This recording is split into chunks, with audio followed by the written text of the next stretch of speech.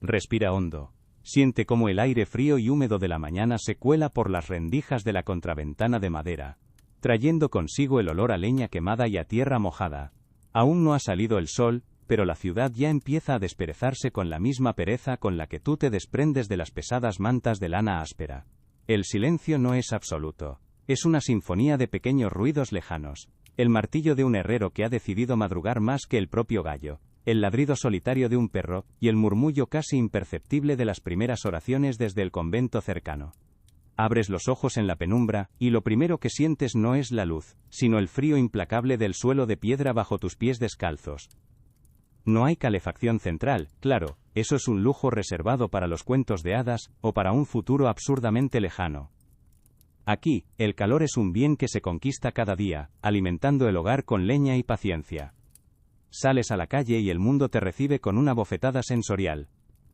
El aire de la mañana que en tu alcoba parecía casi puro, se revela ahora como un complejo tapiz de olores. El hedor dulzón de los desechos arrojados sin miramientos desde las ventanas se mezcla con el aroma a pan recién horneado de alguna panadería cercana. Una extraña combinación de vida y podredumbre. El suelo es un mosaico traicionero de lodo, paja y excrementos de caballo. Un campo de minas para tus sencillas sandalias de cuero. Levantas la vista y ves los edificios de piedra y madera inclinándose los unos sobre los otros, como si se contaran secretos en la niebla matutina. La gente camina deprisa, con la cabeza gacha, envuelta en capas gruesas, sus alientos formando nubes de vaho. No hay saludos efusivos, solo el sonido sordo de los pasos y el ocasional grito de un vendedor que anuncia sus productos con una fe inquebrantable. A medida que el sol asciende, perezoso y pálido, te diriges a la plaza del mercado, el verdadero corazón palpitante de la ciudad. Aquí, el murmullo de la mañana se convierte en un estruendo caótico y vibrante. Es un asalto a los sentidos, un lugar donde todo se compra y se vende, desde la honra hasta las especias traídas de tierras lejanas cuyo nombre ni siquiera sabes pronunciar. El aire se espesa con el olor penetrante del pescado secándose al sol, el aroma terroso de las verduras recién arrancadas de la tierra, y la fragancia exótica de la canela y el clavo. Los colores son un festín para la vista. El rojo intenso de las telas teñidas, el brillo metálico de las armaduras de un puesto ambulante, y el verde profundo de las hierbas medicinales que una anciana vende prometiendo curas para todos los males, desde el mal de amores hasta la peste. Si este bullicio te parece abrumador, dale a me gusta, pero solo si de verdad te transporta a otro tiempo. La tarde llega con una luz dorada que baña las fachadas de piedra, haciendo que el polvo suspendido en el aire parezca oro molido. El ritmo de la ciudad se ralentiza, se vuelve más pesado, como si el almuerzo, probablemente un guiso denso y un vino áspero, hubiera sumido a todos en una digestión colectiva. Es el momento de buscar refugio en el interior de una taberna. El cambio es drástico. Pasas de la luz cegadora a una penumbra acogedora, donde el aire huele a vino derramado, a humo de tabaco y a sudor humano. El suelo está pegajoso y cubierto de serrín para absorber de todo.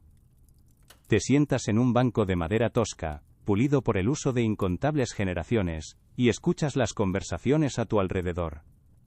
Son retazos de vidas. Un mercader que se queja de los impuestos, dos soldados que relatan batallas con exageraciones heroicas, y un par de comadres que despellejan la reputación de una vecina. Aquí dentro, el tiempo parece discurrir de otra manera. Observas las caras de la gente, curtidas por el sol y el trabajo, surcadas de arrugas que cuentan historias de pérdidas y de alegrías efímeras. El vino, aguado y barato, calienta el estómago y suelta las lenguas. Escuchas hablar de política, de las alianzas cambiantes entre los reinos, de matrimonios concertados que son en realidad tratados de paz con nombre y apellido. Se habla de dotes, de tierras, de linajes, y entre risas y brindis, se desliza la cruda realidad. Una hija no es una persona, es un activo. Una pieza en un tablero de ajedrez que se mueve según los intereses de su padre o de su señor. Su valor se mide en su capacidad para unir familias, para parir herederos varones y para asegurar la continuidad de un apellido. Un concepto tan romántico como una transacción en la bolsa de valores. La noche empieza a caer, y con ella un manto de silencio y de temor se extiende sobre la ciudad. Las puertas se cierran con el sonido pesado de los cerrojos, las calles se vacían, y la oscuridad lo devora todo. No hay farolas, solo la luz temblorosa de alguna antorcha solitaria o el resplandor cálido que se escapa de una ventana. Caminar por la ciudad de noche es una invitación al desastre, un deporte de riesgo para insensatos o desesperados. El silencio ahora es diferente al de la mañana. Está poblado por otros sonidos, el ulular de una lechuza, el maullido de un gato en celo, el eco de unos pasos que no sabes si te siguen o huyen de algo. El frío regresa, más intenso, más afilado, y el mundo se reduce al pequeño círculo de luz de tu candil, un frágil refugio contra las sombras que danzan a tu alrededor.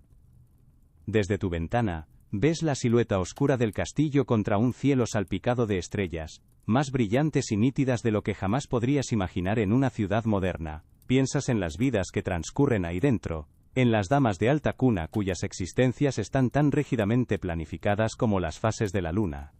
Sus infancias no terminan con un juego o una canción, sino con una señal de la naturaleza, una mancha de sangre que es a la vez una bendición y una condena.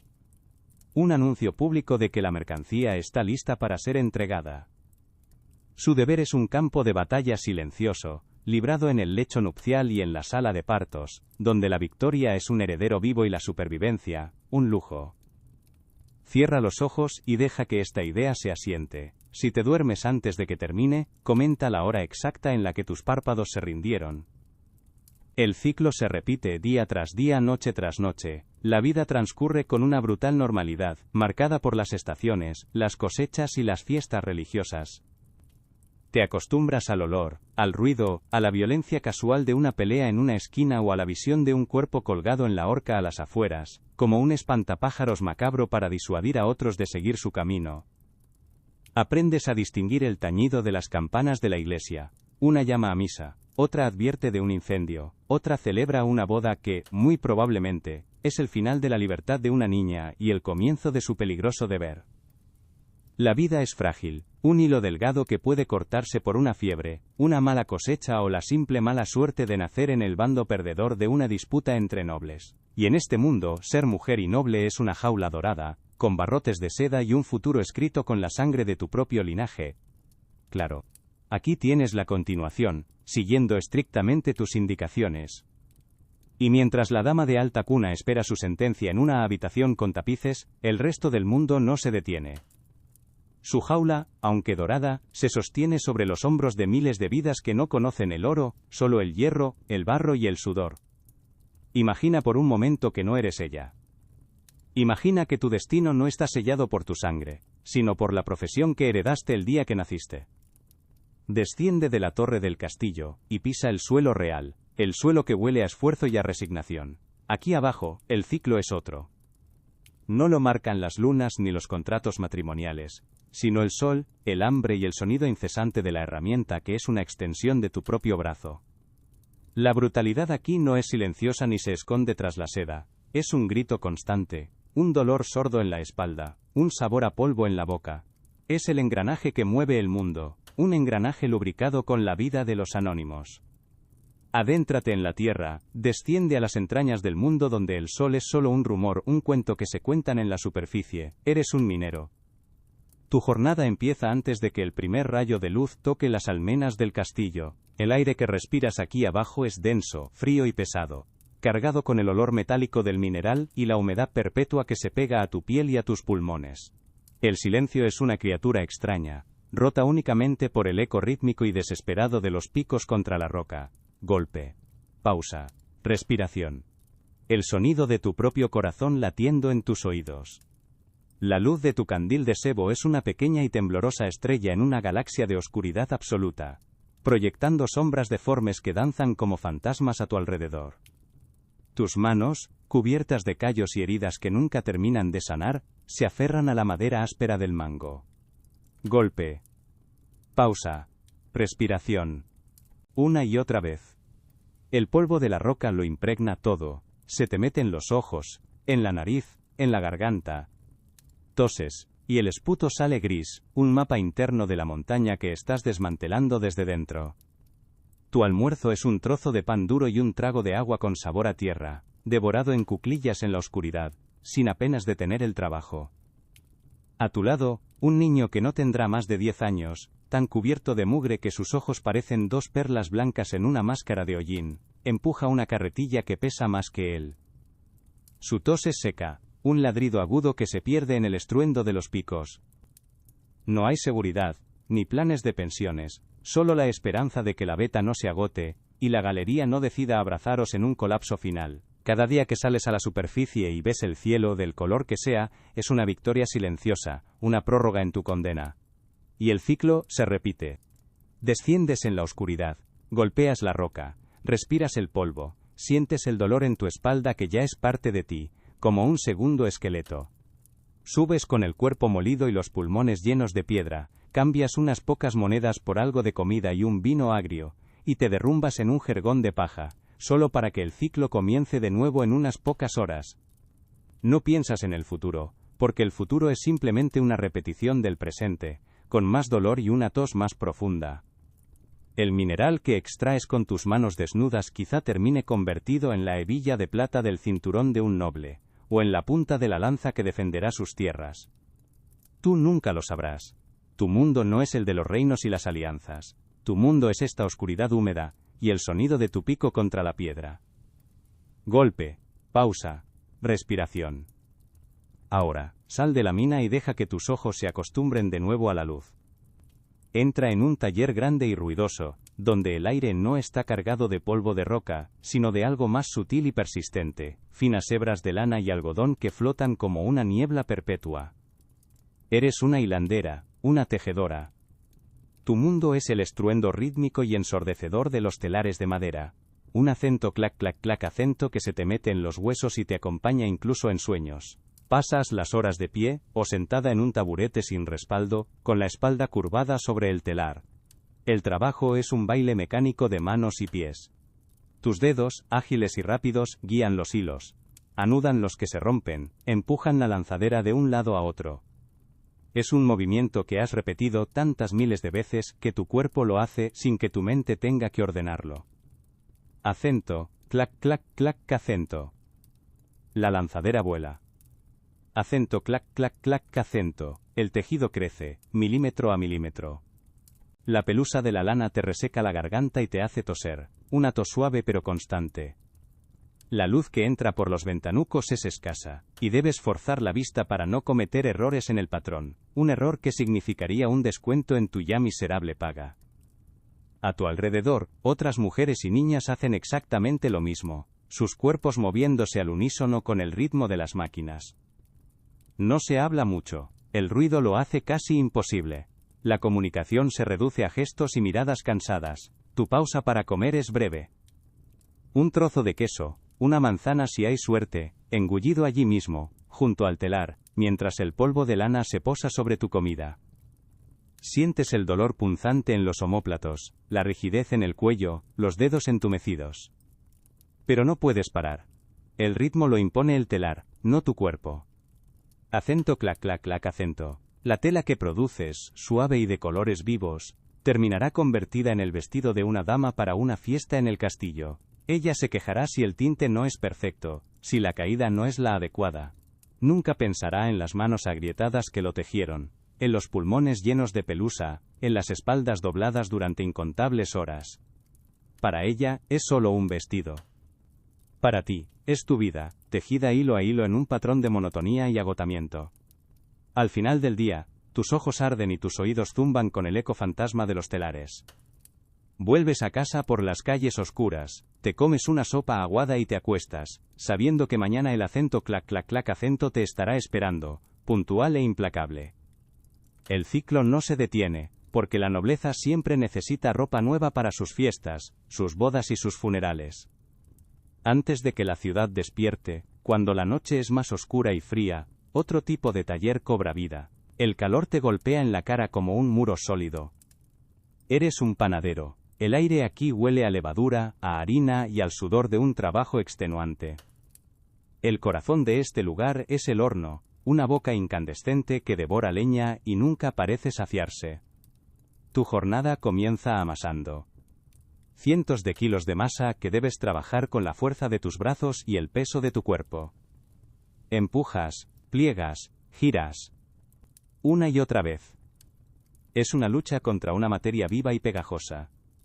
El sudor te gotea por la frente y se mezcla con la harina que cubre tu cara, tus brazos, tu ropa. Pareces una estatua de mármol inacabada que ha cobrado vida para cumplir con su condena diaria. Tus brazos son gruesos y duros como la madera vieja, surcados de venas que parecen ríos en un mapa.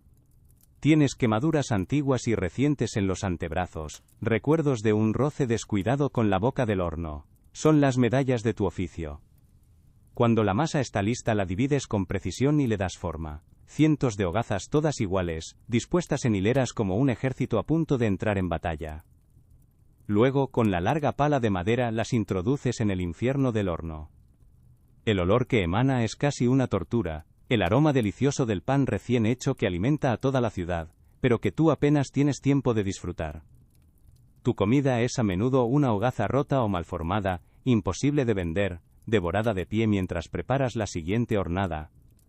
El calor es incesante, te deshidrata, te agota, pero el horno no puede enfriarse. El ciclo del panadero es un ciclo de fuego y harina. Amasar en la oscuridad, hornear al amanecer, vender durante la mañana y preparar la masa para el día siguiente por la tarde. Es un trabajo solitario y agotador. Cuando el resto de la ciudad se levanta con el olor de tu trabajo, tú ya llevas horas luchando contra la masa y el fuego. Entregas tu pan a los sirvientes del castillo, a los mercaderes, a los soldados. Alimentas el motor de la ciudad, pero al final del día, cuando limpias el sudor y la harina, solo sientes un cansancio profundo, un dolor que se asienta en los músculos de tu espalda y tus brazos. Te duermes con el olor a pan tostado impregnado en tu piel, y sueñas con masas que crecen hasta engullirte. Y sabes que, en unas pocas horas, el ciclo volverá a empezar. Porque la ciudad siempre tiene hambre. Pero este ciclo incesante de trabajo, esta danza monótona entre el hombre y la herramienta, es una relación profundamente desequilibrada. Tus herramientas, ya sea el pico, la lanzadera o la pala del panadero, no tienen lealtad. No distinguen entre la roca y tu hueso, entre el hilo y tu dedo, entre la hogaza y tu piel. Son extensiones de tu voluntad, sí, pero también son portadoras de un peligro latente, una indiferencia mecánica que no perdona un solo instante de distracción. La fatiga, un parpadeo demasiado largo, un pie que resbala en el suelo grasiento y el ritmo se rompe. Se rompe con el sonido húmedo de un engranaje atrapando una mano, el grito ahogado que se pierde en el estruendo del taller, o el silencio repentino que sigue a un colapso. Aquí no hay comités de seguridad ni indemnizaciones. Un accidente no es una tragedia, es un inconveniente. Un trabajador lisiado es, simplemente, una herramienta rota que hay que desechar. Imagina de nuevo el telar. El acento clac clac clac, acento hipnótico. Llevas 10 horas de pie. La espalda es un nudo de dolor y tus ojos luchan por enfocar el intrincado patrón. Un hilo se enreda. Por instinto o sin pensar, metes la mano para corregirlo. Pero tus dedos, entumecidos por el frío y el cansancio, son un poco más lentos de lo normal. La lanzadera de madera, pesada como un ladrillo, no se detiene. El impacto no es limpio, es un estallido de dolor blanco y el sonido nauseabundo de huesos pequeños que se quiebran. El telar sigue su ritmo, ajeno, arrastrando tu mano hacia el mecanismo, tejiendo tu carne y tu sangre en el tapiz destinado a adornar una pared lejana. Tus gritos se mezclan con el ruido de la máquina hasta que alguien por fin se da cuenta. El resultado, una mano inútil, el fin de tu oficio, y un futuro que se reduce a la mendicidad en la puerta de una iglesia. El telar, como el señor del castillo, no tiene piedad por la mercancía defectuosa. En la mina, el peligro es más democrático, rara vez se lleva a uno solo. La tos que empieza como una molestia, se convierte en tu compañera constante, un perro ladrando en tu pecho. Un día, el esputo gris se tiñe de rojo. Es la montaña, reclamando poco a poco los pulmones que osaron robarle sus tesoros. Pero esa es la muerte lenta. La rápida es un crujido sobre tu cabeza. No es un sonido fuerte, al principio. Es un susurro de la madera, una advertencia de las vigas que sostienen toneladas de roca sobre ti. Luego, una lluvia de polvo y pequeñas piedras. Y entonces, la oscuridad total y un estruendo que te revienta los tímpanos, seguido de un silencio absoluto y el peso del mundo sobre tu cuerpo. No hay escapatoria. No hay equipos de rescate. El valor del mineral que queda en la veta es mayor que el de las vidas atrapadas. Simplemente, se sella la galería y se abre una nueva. Un mal día de trabajo, nada más. Y si el trabajo no te mata, quizá lo haga la comida. Porque en un mundo donde la supervivencia es una negociación diaria, la honestidad es un lujo que pocos pueden permitirse. El pan que compras en el mercado tiene un peso reconfortante, pero al morderlo sientes una textura arenosa, un crujido sutil entre los dientes. El panadero, para estirar su harina, ha añadido un poco de todo: creta, serrín, incluso yeso molido. Es el primer producto enriquecido de la historia, solo que enriquecido con materiales de construcción. Tu estómago se retuerce, pero te lo comes, porque es lo único que hay. El hambre duele más, al menos al principio, que una indigestión crónica. Te acostumbrarás, como todos, a esa sensación de pesadez, a ese dolor sordo en las entrañas. Es el precio por el pan de cada día, literalmente. Esta creatividad culinaria se extiende a todo lo que ingieres. La leche que le das a tus hijos es sospechosamente azulada, así que el lechero le añade un poco de tiza para blanquearla, y almidón para espesarla. La cerveza de la taberna es floja y agria. Pero el tabernero tiene sus trucos. Añade hierbas que te nublan la mente, o, si es especialmente audaz, un toque de sulfato de hierro para mejorar la espuma. Un ingrediente que casualmente también se usa para curtir el cuero. La carne en el puesto del carnicero tiene un color rojo demasiado vivo, casi antinatural, un brillo que no procede de su frescura, sino de una capa de sangre de buey o de un tinte ingenioso para ocultar que la pieza lleva días, o semanas, esperando un comprador. Vives en un estado de envenenamiento de bajo grado, una ruleta rusa digestiva donde cada comida es una apuesta. Y cuando tu cuerpo, asaltado por el trabajo y la comida, finalmente cede, ¿a quién recurres? No a un médico, eso es para los ricos. Recurres a la curandera del pueblo o al barbero cirujano, cuyos conocimientos son una extraña mezcla de experiencia, superstición y pura invención. ¿Tienes fiebre? Te prepararán una cataplasma de estiércol de vaca fresco para extraer el calor. ¿Sufres de dolores de cabeza? Necesitas un amuleto hecho con musgo raspado del cráneo de un hombre ahorcado. Para los dolores de estómago, nada mejor que un brebaje de gusanos de tierra hervidos en vino.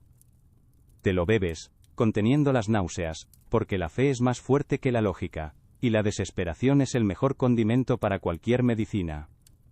Después de todo, si no funciona, la culpa no es del remedio, sino de la debilidad de tu fe o de la gravedad de tus pecados. El método más científico, por supuesto, es el equilibrio de los humores. Tu cuerpo, te explican, está regido por 4 fluidos: la sangre, la flema, la bilis amarilla y la bilis negra. Cualquier enfermedad es un desequilibrio entre ellos.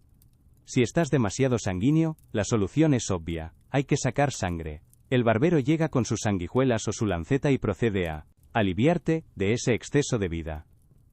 Observas cómo tu propia sangre llena un cuenco, sintiéndote cada vez más débil, más mareado. Te aseguran que es la enfermedad la que abandona tu cuerpo. La purga y el vómito son otras herramientas populares para reajustar el sistema. Te administran potentes eméticos y laxantes que te dejan vacío, deshidratado y temblando de agotamiento. En muchos casos, la cura te acerca a la tumba mucho más rápido que la propia enfermedad. Un sistema médico perfecto, sin fisuras. De acuerdo. Aquí tienes la continuación del guión, centrada en el bloque 4, siguiendo tus precisas instrucciones y manteniendo el tono y el ritmo establecidos. Y cuando la purga y la sangría solo te han dejado más pálido y débil, cuando los amuletos y las cataplasmas de estiércol han demostrado ser tan útiles como un paraguas en un huracán, la enfermedad se instala en tu cuerpo como un nuevo señor feudal, reclamando sus dominios poco a poco. Quizás sea la tisis, esa dolencia casi poética que te consume desde dentro. Empieza con una tos discreta, un carraspeo en la garganta que apenas interrumpe la conversación. Luego, se vuelve una compañera inseparable, un perro que ladra en tu pecho. Sobre todo por la noche. Sientes un cansancio perpetuo, una languidez que te roba el color de las mejillas, y te deja la piel traslúcida, casi de porcelana. Y un día, tras un acceso de tos más violento, miras el pañuelo y ves la prueba definitiva. Una pequeña y brillante flor roja, la firma sangrienta de tu sentencia de muerte. A partir de ahí, es solo cuestión de tiempo. Te conviertes en un fantasma en tu propia vida, adelgazando hasta que tus ropas cuelgan de ti como de una percha, mientras el lobo en tus pulmones devora lo que queda. Pero hay muertes menos poéticas, más sucias y febriles. El tifus, por ejemplo, no te consume lentamente, te incendia. Nace de la suciedad, de la proximidad asfixiante de los cuerpos, transmitido por el piojo que es un habitante más de tus ropas y tu pelo. Un día estás bien, y al siguiente, una fiebre brutal te postra en el jergón. Tu cuerpo arde, tu piel está seca y caliente como el ladrillo de un horno. La cabeza te estalla en un dolor incesante y la luz se convierte en tu enemiga. Pronto, la realidad se disuelve en un caldo de pesadillas y visiones extrañas. Murmuras conversaciones con los muertos, te peleas con demonios que solo tú ves y tu cuerpo se convulsiona. Y entonces aparecen las manchas, una erupción de pétalos oscuros que florecen en tu pecho y abdomen, el jardín de la fiebre. Hueles a enfermedad, un olor agrio y penetrante que llena la habitación. Tu familia te mira con una mezcla de pena y miedo, esperando que el fuego se apague o te consuma del todo. Y luego está el gran artista, el escultor divino con un pésimo sentido de la estética, la viruela. Esta no se conforma con matarte. Si decides sobrevivir, se asegura de que lleves su firma para siempre. También empieza con fiebre y dolor, una sensación de que todos tus huesos están siendo aplastados. Pero es solo el preludio. Al cabo de unos días, tu cara y tu cuerpo se convierten en un lienzo para su obra. Pequeñas pústulas rojas brotan por todas partes, llenándose de un líquido amarillento y espeso. El picor es una tortura enloquecedora, una invitación constante a rascarte y abrir las puertas a una infección aún peor. Tu rostro se hincha hasta volverse irreconocible, tus párpados se pegan. Hueles a carne podrida, a pus, a descomposición en vida. Si tienes la extraña suerte de sobrevivir, cuando las costras caen revelan un nuevo mapa en tu piel. Un paisaje de cráteres y cicatrices que borrará para siempre tu antiguo yo. Serás un superviviente, sí, pero también un recuerdo andante de la plaga. O quizás tu final sea menos grandilocuente, más doméstico y humillante, cortesía de la inventiva de tus conciudadanos. Una simple cena puede ser el detonante. Esa salchicha de aspecto delicioso, cuyo carnicero juró que era fresca, contenía en realidad restos de varios animales y un poco de serrín para darle cuerpo. O ese guiso de la taberna, tan sabroso, ocultaba una carne que ya había empezado a despedirse de este mundo. Unas horas después, la rebelión comienza en tus entrañas. Un retortijón agudo, una cuchillada que te dobla en dos. Corres a la letrina, si es que tienes una, y tu cuerpo intenta expulsar al invasor con una violencia desesperada, por arriba y por abajo, hasta que no te quedan más que espasmos y una debilidad acuosa. Te deshidratas, tiemblas de frío en pleno verano, y sientes cómo la vida se te escapa en un torrente inmundo. No hay gloria en esta muerte, solo el hedor, la vergüenza y la constatación final de que, en este mundo, hasta un simple bocado puede ser un arma mortal. Así que, cuando tu cuerpo se convierte en un campo de batalla, y los remedios caseros han fracasado, solo te queda un último refugio, el hospital. Pero olvida todo lo que puedas imaginar sobre ese concepto. Un hospital no es un lugar de curación, es un almacén de moribundos, una antesala de la fosa común con un techo para protegerte de la lluvia. Al entrar, el primer asalto es para el olfato. Es una sinfonía nauseabunda y compleja. El olor dulzón de la carne infectada, el hedor penetrante de los orines y los excrementos, el aroma agrio del vómito y el sudor rancio. Todo ello luchando contra el humo denso del incienso que las monjas queman en un vano intento de purificar un aire que ya está condenado. El sonido es un murmullo constante, una marea baja de sufrimiento compuesta por gemidos, toses cavernosas, rezos susurrados, y los delirios febriles de los que ya viajan por otros mundos. Te conducen a una sala larga y oscura, con techos altos de los que cuelgan telarañas como estandartes de un ejército olvidado. A ambos lados se alinean jergones de paja sobre el suelo de piedra o, si el hospital tiene posibles, camas de madera tosca. La palabra cama, sin embargo, es generosa. Son plataformas anchas diseñadas para albergar a 2, 3, a veces 4 cuerpos a la vez. No hay privacidad, no hay espacio personal. Tu vecino de lecho podría estar muriendo de la peste, su aliento fétido mezclándose con el tuyo, su fiebre irradiando un calor que se te pega a la piel. Te acuestas ahí, en ese lecho compartido de agonía, y te conviertes en uno más del rebaño. La luz que se filtra por las altas y sucias ventanas es escasa. y dibuja en el suelo polvoriento unos rectángulos dorados que se mueven con la lentitud de un caracol, marcando las horas de tu espera. El día en el hospital comienza antes del alba, no con la esperanza de un nuevo día, sino con la cruda rutina de la supervivencia y la muerte. Una monja de rostro impasible, curtido por la visión diaria del sufrimiento, pasa repartiendo el desayuno. Un cuenco de madera con una sopa aguada, casi un caldo, con algunos trozos flotantes de pan duro. Se reparte con un único cucharón para varias personas. Un vehículo perfecto para el intercambio de enfermedades. Mientras comes o lo intentas, otros hermanos o monjas recorren la sala. No buscan síntomas para un diagnóstico. Hacen inventario. Miran quién tiene la respiración más débil, quién tiene la piel más cerúlea. Retiran a los que no han sobrevivido a la noche, cubriéndoles el rostro con una tela basta, y arrastrándolos sin ceremonia hacia una puerta al fondo. Lo hacen con una eficiencia desapegada, como quien recoge la ropa sucia. A media mañana llega el momento de los tratamientos, que es como llamar arte a una salpicadura de barro. El barbero cirujano, un hombre cuyas manos huelen a sangre seca y a vino barato, hace su ronda. Su solución para casi todo es la misma: la sangría. Si tienes fiebre, es porque tienes un exceso de sangre caliente. Si estás pálido y débil, es porque tu sangre es de mala calidad y necesita ser renovada. Con una lanceta que ha visitado incontables venas antes que la tuya sin conocer el agua o el jabón, te hace un corte rápido en el brazo. Observas cómo tu propia vida, ya mermada, se vierte en un cuenco de metal, mientras el barbero te asegura que te sentirás mucho mejor. A tu lado, a otro desdichado le aplican ventosas calientes en la espalda para extraer los malos humores, dejándole la piel cubierta de círculos amoratados como si hubiera sido atacado por un pulpo gigante. Tus compañeros de sala son un catálogo de la miseria humana. A tu derecha, un hombre joven, un soldado, tiene una pierna hinchada al doble de su tamaño, de un color verdoso y negro, que desprende un olor tan pútrido, que te revuelve el estómago. Es gangrena. No dejará el hospital con vida. A tu izquierda, una niña pequeña arde de fiebre, sus ojos vidriosos fijos en un punto del techo, llamando a su madre en un susurro. Más allá, un anciano tose sin parar, una tos húmeda y profunda que sacude todo su cuerpo, escupiendo una flema espesa en un cubo.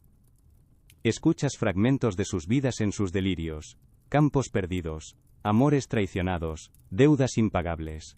Sois una comunidad de náufragos en el mismo barco que se hunde, compartiendo el mismo aire viciado, y la misma certeza de que la orilla está demasiado lejos.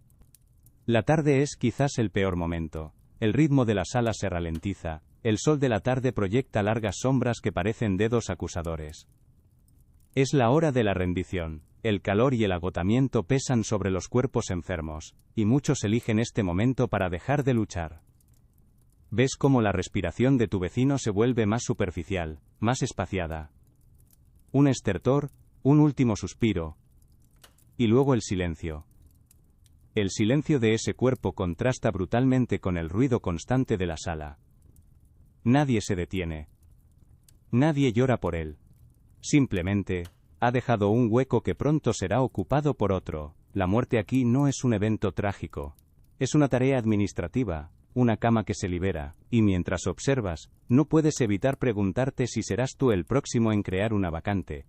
La noche trae consigo el miedo en su forma más pura.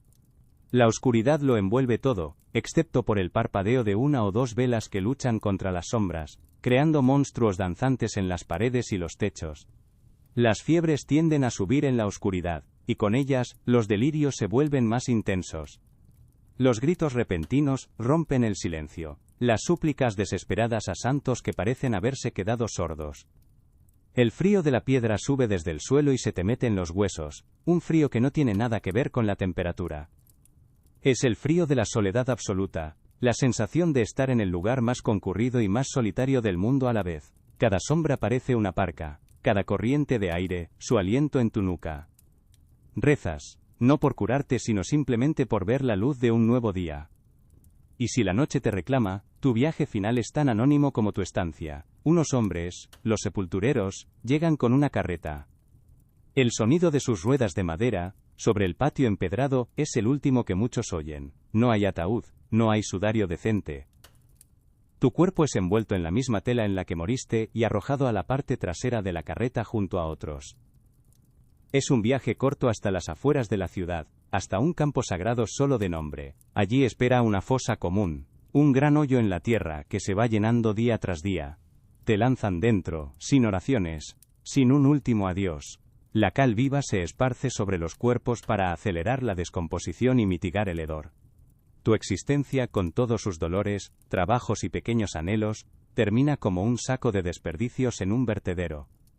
Pero no toda la medicina es este teatro del horror. En las casas, lejos de los hospitales, opera otra figura, la partera.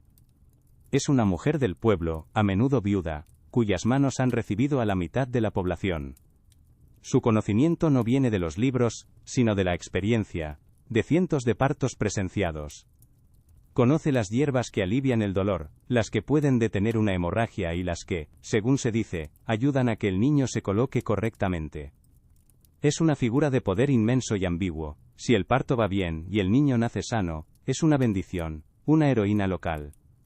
Pero si algo sale mal, si la madre o el niño mueren, la sospecha cae sobre ella como una sombra. Se susurra que quizás sus manos no solo saben dar la vida, sino también quitarla. Su conocimiento la convierte en una pieza esencial de la comunidad, y, al mismo tiempo, en una candidata perfecta para ser acusada de brujería si las cosas se tuercen. Y así, el ciclo de la enfermedad y la muerte teje el tapiz de la vida cotidiana, terminando siempre en el mismo lugar, el cementerio. Este es el verdadero registro de la ciudad, su archivo final. Aquí puedes leer la jerarquía social en la piedra y la tierra. Los nobles y los ricos mercaderes descansan en tumbas de piedra, con sus nombres y escudos grabados para la posteridad, protegidos dentro de la iglesia o en sus alrededores inmediatos. Pero para la inmensa mayoría como tú, el destino es el campo santo, el osario común. Un trozo de tierra constantemente removida, donde los huesos viejos se sacan para hacer sitio a los nuevos. Tu identidad se disuelve. Tu cráneo podría ser confundido con el de tu peor enemigo, tus costillas mezclarse con las de un santo o un ladrón. Al final, el gran ecualizador no es la muerte sino los gusanos, que no distinguen entre la seda y el harapo, entre la sangre azul y la sangre común. En este mundo regido por el miedo a lo invisible, la vida social es una coreografía compleja y no escrita, una danza constante para apaciguar a los santos y engañar a los demonios. Tu día a día está salpicado de pequeños rituales que realizas sin pensar, gestos heredados que son tu única póliza de seguros contra el caos. Te santiguas al pasar por una iglesia, pero también escupes discretamente por encima del hombro si se te cruza un gato negro. Llevas un amuleto de azabache escondido bajo la camisa para protegerte del mal de ojo, esa envidia ajena que, según todos saben, puede secar la leche de una madre, marchitar una cosecha, o hacer que un niño caiga enfermo. El mundo está lleno de portales y presagios. Un espejo roto no son 7 años de mala suerte, es un alma fracturada. El aullido de un perro por la noche no es un simple ruido, es un anuncio de que la muerte está haciendo su ronda por el vecindario. Vives bajo un contrato de términos y condiciones espirituales que nadie ha leído, pero que todo el mundo teme infringir. La plaza del mercado y la iglesia son los dos escenarios donde se representa esta obra. Durante una festividad religiosa, los límites entre lo sagrado y lo profano se disuelven en una mezcla caótica y vibrante. Dentro del templo, el aire es denso por el incienso y el sudor de cientos de cuerpos apretujados, todos con la vista fija en la figura de un santo de madera policromada, adornado con joyas y exvotos que son el testimonio de milagros pasados. Pero al salir por el pórtico te sumerges en un carnaval. Vendedores ambulantes te ofrecen reliquias de autenticidad más que dudosa. Una pluma del ala del arcángel Gabriel, una astilla de la cuna del niño Jesús, o un frasco que contiene el mismísimo aliento de un mártir. El olor a cera quemada se mezcla con el de las ristras de ajos que se venden para ahuyentar a los vampiros, y el de la carne de cerdo que chisporrotea sobre las brasas. Es una transacción constante. Rezas por tu alma y, de paso, compras un remedio para las almorranas y te juegas 2 maravedíes a los dados con un soldado tuerto. Si la iglesia es el teatro del alma, la taberna es el confesionario del cuerpo. Aquí, entre jarras de vino agrio y el humo denso del tabaco, las lenguas se desatan y los tabúes se toman una noche libre. Escuchas a 2 mercaderes cerrar un trato que arruinará a un tercero. a un grupo de mozos planear una serenata que es más bien un asalto a la virtud de una doncella, y a dos comadres desmenuzar la reputación de la hija del panadero, especulando en susurros sobre si su vientre abultado es obra del Espíritu Santo o del aprendiz del herrero. El aire está cargado de juramentos que harían sonrojar a un demonio y de risas grasientas que puntúan chistes sobre curas, esposas y la dudosa virilidad del señor del castillo. Es el único lugar donde un campesino puede sentirse rey por unas horas, hasta que el fondo de la jarra le devuelve a su cruda realidad. Aquí, las reputaciones se ahogan en vino, y las verdades, o lo que pasan por ellas, se sirven como una tapa más. Y en este entramado social, ningún evento es más público, más crucial, que una boda de la nobleza, es la culminación de la premisa que rige tu mundo. Imagina la procesión. No es el paseo de dos enamorados, es la exhibición de un activo. La novia, esa niña declarada, en sazón, avanza por las calles embarradas sobre un palanquín o un caballo blanco. Va sepultada bajo capas de brocado y terciopelo, tan pesadas que apenas puede moverse. Su rostro, pálido por el polvo de arroz, es una máscara inexpresiva. Las joyas que la adornan no son un regalo, son el inventario de su dote, un mensaje claro para el pueblo y para las familias rivales. El novio, un hombre que podría doblarle la edad, cabalga a su lado con una expresión de propietario satisfecho. La gente se agolpa para ver, para juzgar la riqueza del vestido, para lanzar flores y comentarios obscenos sobre la noche que les espera. Es una fusión de empresas con música de fondo, y tú eres el espectador de la firma del contrato en directo. La ceremonia en la iglesia es solemne, pero el verdadero ritual tiene lugar después, en el banquete. Es una orgía de comida y poder. Se sirven cisnes asados con todo su plumaje, jabalíes con una manzana en la boca, y pasteles gigantes de los que, al cortarlos, salen volando pájaros vivos. El vino corre sin cesar, y a medida que avanza la noche, la atmósfera se vuelve más densa y las bromas, más crudas. Y entonces llega el momento culminante, el más temido y esperado, la ceremonia del lecho. Los invitados, entre risas y empujones, acompañan a los novios hasta la alcoba nupcial. Ayudan a la novia a desvestirse, comentando su cuerpo como si fuera una yegua en una feria de ganado. El sacerdote bendice el lecho para asegurar su fertilidad. Luego, todos se retiran y esperan tras la puerta, conteniendo la respiración, hasta que el novio exhibe la sábana manchada de sangre, la prueba pública y brutal de que la transacción se ha consumado. El honor de dos familias pende de esa mancha. El final del ciclo vital, el entierro, es otro espectáculo público, aunque de un tono distinto. Cuando un noble muere, la ciudad se sume en un luto escenificado. Las campanas doblan a muerto durante días, un recordatorio constante de la fragilidad de la vida, incluso para los poderosos. Se contratan plañideras profesionales, mujeres expertas en el arte del llanto desgarrador, cuyos lamentos guían la procesión fúnebre. El cuerpo es expuesto en la casa durante días para que vasallos y aliados presenten sus respetos, mientras el aire se impregna del olor dulzón de la muerte, mal disimulado con hierbas aromáticas y el humo de los cirios. El cortejo fúnebre es una declaración de estatus, el número de sacerdotes, la calidad del paño que cubre el ataúd, la cantidad de pobres a los que se les da una limosna para que recen por el alma del difunto. Todo está calculado. Incluso en la muerte hay que mantener las apariencias. Pero bajo estas grandes ceremonias públicas, la vida está regida por tabúes más íntimos y extraños, especialmente los relacionados con el cuerpo. La higiene es un concepto sospechoso. Se cree que el agua caliente abre los poros de la piel, dejando entrar la enfermedad, por lo que el baño completo es un evento raro, casi una prescripción médica. La gente se limpia en seco o se perfuma para enmascarar los olores corporales. La menstruación, ese hito que sella el destino de la dama de alta cuna, está rodeada de un aura de impureza y peligro. Se cree que una mujer con la regla puede agriar el vino con solo mirarlo, impedir que la mayonesa cuaje o hacer que las semillas no germinen. Se la aísla, se la considera impura, una portadora de mala suerte. Su propio cuerpo, en su ciclo más natural, se convierte en un tabú, un recordatorio de la pecaminosa Eva. Y en esta sociedad nerviosa y supersticiosa, el rumor es el rey, se propaga más rápido que la peste, transportado por mercaderes, peregrinos y mendigos.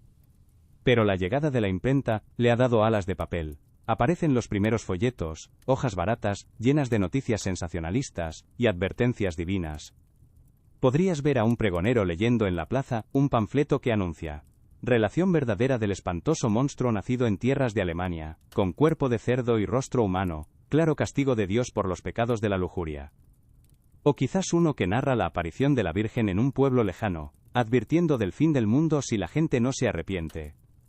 Estas hojas se leen en voz alta en las tabernas y se clavan en las puertas de las iglesias, alimentando el miedo colectivo y reforzando los tabúes.